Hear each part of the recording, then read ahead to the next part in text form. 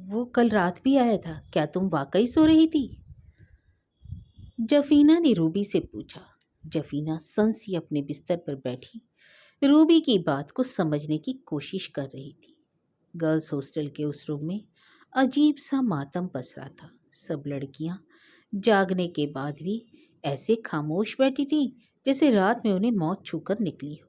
सूरज की पहली किरण के साथ जागे चेहरे धुले हुए लग रहे थे, पर पिछली रात की घिनौनी परछाई अभी भी सबके माथों पर पड़ी सिलवटों में साफ साफ दिखाई दे रही थी। जिस कमरे में भी वो आता था वहां पर जलने की बास कई कई दिनों तक रहती। कपड़ों और किताबों पर अजीब से काले बदसूरत धब्बे उभर आते जो कुछ दिनों में अपने आप गायब हो जाते थे, पर सब लड़कियों के जहन पर लगे दाग शायद हमेशा के लिए रह जाते थे। बौखलाई सी लड़कियां घबराई रहती थी कि आखिर करे भी तो क्या। जिस जिस लड़की ने पेरेंट्स को बताया उन सब लड़कियों को पढ़ाई छुड़वाकर वापस बुलवा लिया गया था। इस मनहूसियत के बारे में मालूम होने के बाद लड़कियां तो दूर, उन्हें पढ़ाने वाले टीचर्स भी या तो ट्रांसफ़र के लिए अप्लाई कर देते थे या फिर नौकरी छोड़ देते थे। हालात ये थे कि हॉस्टल का चौकीदार भी रोज रात हॉस्टल छोड़कर भाग जाता। हॉस्टल के आसपास का इलाका बहुत वीरान तो नहीं, पर आबादी बहुत ज़्यादा भी नहीं थी। रोजमर्रा की ज़रूरत का सामान आसपास ही मिल जाया करता था, और फिर लड़कियों को भी हॉस्टल से कुछ पल बाहर बिताकर राहत सी मिल जाया करती थी। जफीना की बात का ज़्यादा असर रूबी पर नहीं हुआ था। शायद मानसिक तौर पर वो इस हाल में ही नहीं थी कि रूबी की बात का कोई जवाब दे पाए। खौफ ने औरों की तरह रूबी के होठ भी सिल दिए। रूबी ने बिस्तर से उठने की कोशिश की, पर उसे उठने में दिक्कत हुई तो जफीना सहारा देकर उसे बिस्तर से उठने की कोशिश कराने लगी। रात को शायद ऐसा कुछ हुआ था जिससे रूबी के बदन से हिम्मत के साथ साथ सारा खून भी निचोड़ लिया था। रूबी का चेहरा सफ़ेद पड़ गया। जफीना की मदद से रूबी जैसे ही बिस्तर से उठी तो उसके साथ साथ काले बालों का एक गुच्छा भी बिस्तर से नीचे गिर पड़ा। रूबी ने उठाकर देखा तो वो गीला था, जैसे रात में किसी ने बाल चबाकर फेंक दिया हो, पर बालों पर कुछ लाल सा लिक्विड भी लगा था, शायद किसी का ताज़ा खून। साथ ही बिस्तर के नीचे किसी के हाथ की उंगलियों के नाखून गिरे हुए थे। जफीना ने रूबी के हाथ देखे तो उसके गले से दहला देने वाली चीख निकल गई। ये रूबी के नाखून ही थे। उस शैतान ने खींच खींच कर बड़ी बेदर्दी से उसके नाखून निकाल लिए थे। दर्द और सदमे की अधिकता ने रूबी के होठ सी दिए। यही वो दर्द था जिसके बाद रूबी ने रात को होश खो दिए थे। जफीना भागकर मैट्रन को बुलाने चली गई। उस गर्ल्स हॉस्टल में वो वहशी दरिंदा रोज रात को तो नहीं आता था, पर हर रात उसका खौफ उस गर्ल्स हॉस्टल में तैरता रहता। किसी भी लड़की को एडमिशन से पहले ये राज बताना मना था, इसलिए नहीं कि हॉस्टल को अपने बिजनेस की चिंता थी, बल्कि इसलिए कि जिसने भी ऐसा करने की कोशिश की उसके साथ ऐसे भयानक वाक़ये पेश आते थे जिनसे गुजरकर लगता कि इससे तो मौत भली। शायद वो नहीं चाहता था कि उसके पास नए शिकार आने बंद हो। खैर, इधर जफीना मैट्रन को इन्फॉर्म कर लौट आई थी। मैट्रन मैडम नहाने गई हैं, निकलते ही यहाँ आ जाएंगी। रूबी, तुम थोड़ा आराम करो, मैं तुम्हारे लिए थोड़ी चाय बना लाती हूँ। रूबी को बिस्तर पर लिटाकर जफीना चाय बनाने चली गई। कुछ 10 ही मिनट बीते होंगे कि रूबी के लिए गर्मा गर्म चाय बनकर तैयार थी। शायद चाय पीकर ही रूबी के मन को कुछ आराम मिले।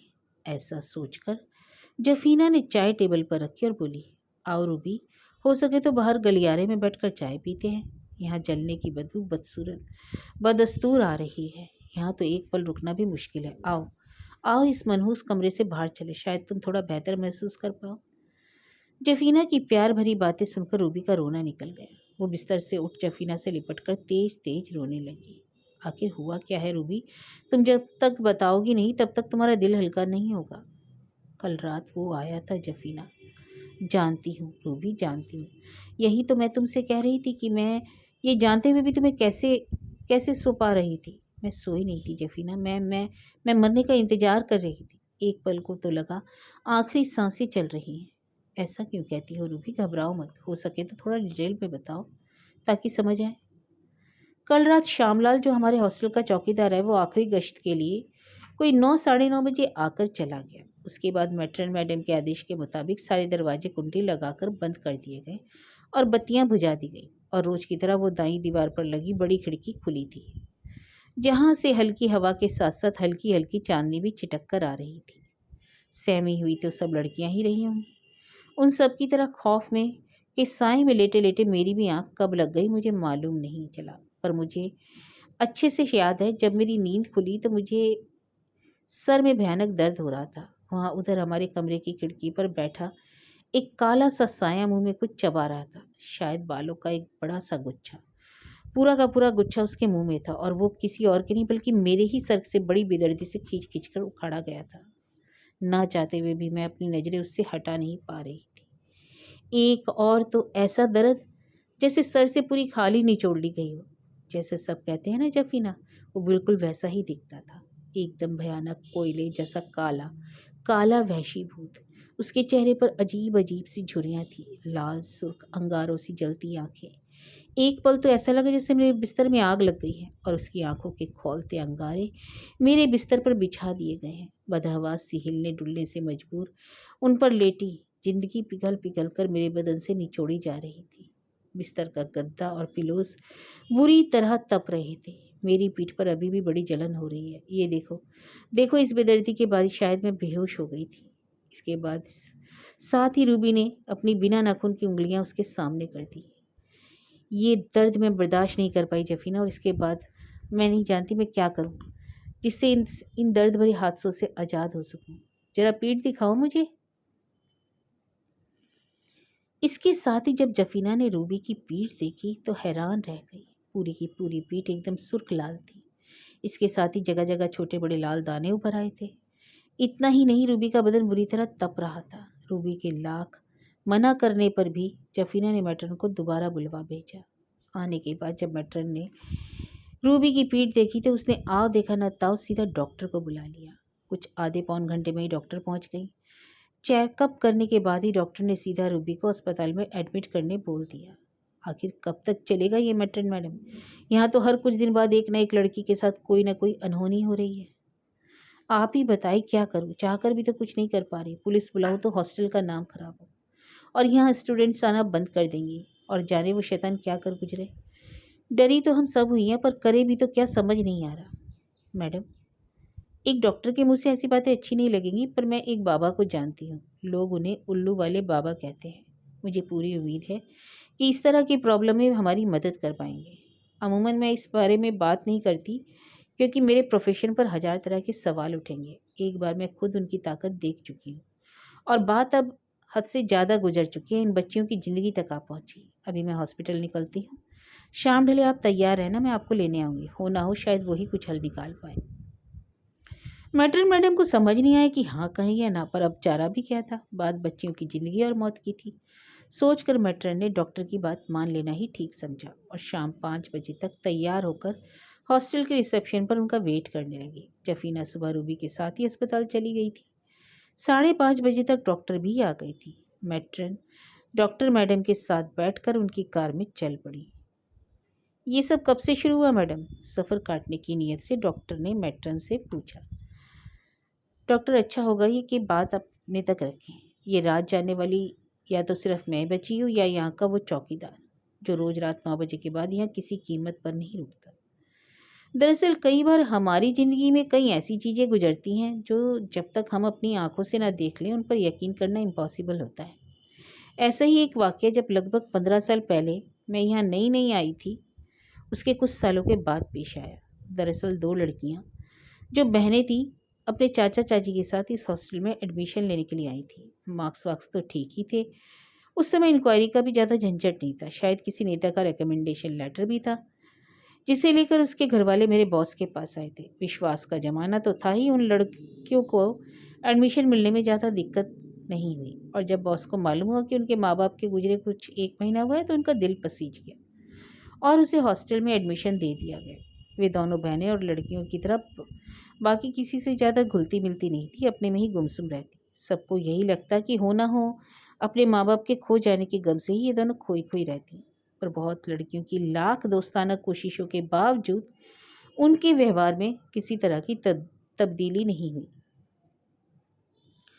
और तो और एक रात मालूम हुआ कि वे दोनों अपने कमरे में नहीं थी। काफ़ी दिन बाद इस बात का पता चला कि अक्सर रात में वे गायब रहती थी। उन दिनों देर रात कई बार यहाँ पास के जंगल से कई जंगली जानवर बाहर आ जाया करते थे, इसलिए चौकीदार देर तक हॉस्टल की गश्त पर रहता। पर उसके साथ हमने एक लेडी सिक्योरिटी गार्ड भी रखी थी। वो दोनों रात रात भर घूम घूम कर हॉस्टल में गश्त लगा लिया करते थे और लड़कियों की खैर खबर का ध्यान रखते थे। पर एक रात इसी गश्त के दौरान मालूम हुआ कि दोनों बहनें अपने कमरे में नहीं हैं। पूरा हॉस्टल छान मारा। किसी को हॉस्टल से बाहर जाने की इजाज़त तो थी नहीं, तो वो बाहर जा नहीं सकती थी। कुछ देर बाद लेडी सिक्योरिटी गार्ड चीखते हुए आई और बेहोश हो गई। उसे पानी की छींटे लगाकर सारी बात पूछी गई तो उसने जो बताया सुनकर सबके रोंगटे खड़े हो गए। दरअसल वे दोनों बहनें हॉस्टल की छत पर छुपी थी, पर उन दोनों के चेहरे और शरीर बिल्कुल बदल चुके थे। वो दोनों लड़कियां नहीं बल्कि दो भयानक आत्माएं थीं जो अपना भेष बदलकर इस हॉस्टल में रह रही थी। उस समय तो सब के सब डर के मारे सब लड़कियां और टीचर वहीं जम गए कि अब करे तो क्या करे। तब किन्हीं तांत्रिक बाबा को बुलाया गया, जिन्होंने किसी तरह उन दोनों आत्माओं को काबू करने की कोशिश की। उन्होंने बताया कि वो किन्हीं जवान लड़कियों की अतृप्त आत्माएं थीं, जिन्होंने अपनी गंदी इच्छाओं की पूर्ति के लिए इस तरह का भयानक स्वांग रचा था। उनमें से एक आत्मा को तो किसी तरह बाबा ने काबू कर लिया, पर एक आत्मा शिकंजे से भाग निकली। आज भी इस काले भूत की शक्ल इस हॉस्टल को दहला रही है। डॉक्टर उनकी बात सुने एकदम चुप थी। अब तक गाड़ी उल्लू वाले बाबा की गुफा में पहुंच चुकी थी। ये कोई वीरान सी जगह थी। बाबा शायद पहले से ही सब बातें जानते थे और बाकी हमारे चिंताजनक चेहरे देखकर उन्होंने भाप लिया। बाबा ने बताया कि जब वो दो आत्माएं एडमिशन लेने आई तो जो उनके साथ चाचा चाची आए थे वो भी कोई बुरी आत्माएं थी और हो ना हो कहीं ना कहीं हॉस्टल के आसपास ही भटकती है। उनसे छुटकारे के लिए बाबा ने हमें एक पोटली में कुछ राख दी और हम में से उसे हॉस्टल के चारों ओर बिखेर आने को कहा। और कहना नहीं होगा, जैसा कि बाबा ने बताया हमने बिल्कुल वैसा ही किया और इसके बाद धीरे धीरे हॉस्टल में पूरी तरह शांति हो गई।